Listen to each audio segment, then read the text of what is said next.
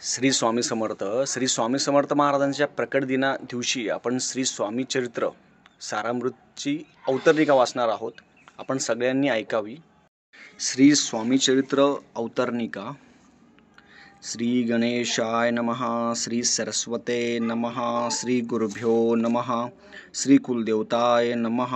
श्री अक्कलकोट निवासी पूर्णदत्तावतार दिगंबर यतिवर्य स्वामी राजाय नमः.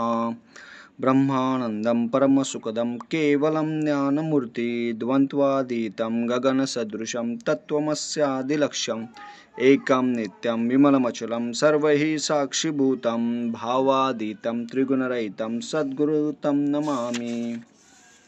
ओम रक्तांग रक्तवर्ण पद्मनेत्र सुवासवंदन कंठाटोपीच माला दंडकमलधरू कंटकरक्षक त्रैगुण्यरहित त्रैलोक्यपालक विश्वनायक भक्तवत्सल कलियुगे श्री स्वामी समर्थ अवतारधारक पाहि मां पाहि मां पाहि मां. प्रथमाध्याय मंगलचरण कार्यसिद्धीचे देवता स्तवन.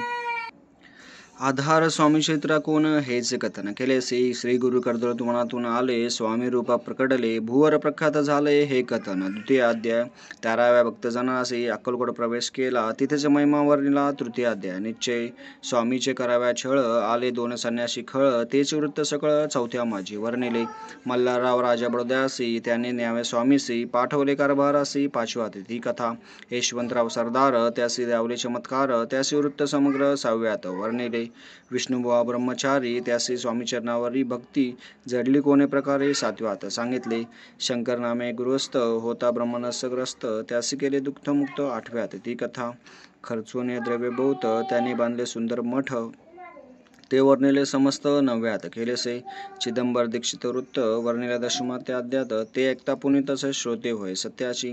11वा आणि 12वा तेचे अध्याय 13वा बाळाप्पाचा इतिहास बरवा त्या माझी निरगला भक्ती मार्ग निरूपणे संकलित केले वर्ण ते 14व्या ते पूर्ण 17 भाविका बसप्पा तेली सद्भक्त त्यासी कैसे झाला भाग्यवंत त्याची कथा गोड बहुत. 15व्यात वर्णिला हरे भाऊ मराठी गृहस्थ कैसे झाले स्वामी भक्त. 16-17 त्यात निश्चित वृत्त त्यात वर्णिले स्वामी सुताचा कनिष्ठ बंधू त्यासी लागला भजना सिंधू जो दादा बुवा प्रसिद्ध. 18व्यात वर्णित त्याचे वासुदेव फडके गोष्ट आणि त्याची वृत्त आरणे वासुदेव फडक्याची गोष्ट त्याचे वृत्त वर्ण. 19व्यात सारांश सत्यपा एक गृहस्थ निर्धन त्यासी आला भाग्यपूर्ण तेच केला वर्ण. 20व्यात निर्धा स्वामी समस्थित झाले. 21व्यात वर्णिले ग्रंथ प्रयोजन कवित्व निर्ले पूर्ण केले. स्वामी चरित्र शके 1819 वसंत ऋतू चैत्र मास गुरुवार व त्रयोदश पूर्ण केला. हा ग्रंथ बळवंत नामे माझा पिता पर्वती माझी प्रतिभाता वंदून त्या उभ्यंत ग्रंथ समाप्ती केलासी. स्वामीने दिला हा वर जो वाचेल भावचरित्र त्याचे आयु आरोग्य अपार संपत्ती संतती प्राप्त होय त्याची वाढो विमलो कीर्ती मुखी वसो सरस्वती भवसागर तरुणांती मोक्षपदे मिळवत्या. इति श्री स्वामी चरणार्पणमस्तु. शुभम भवतु.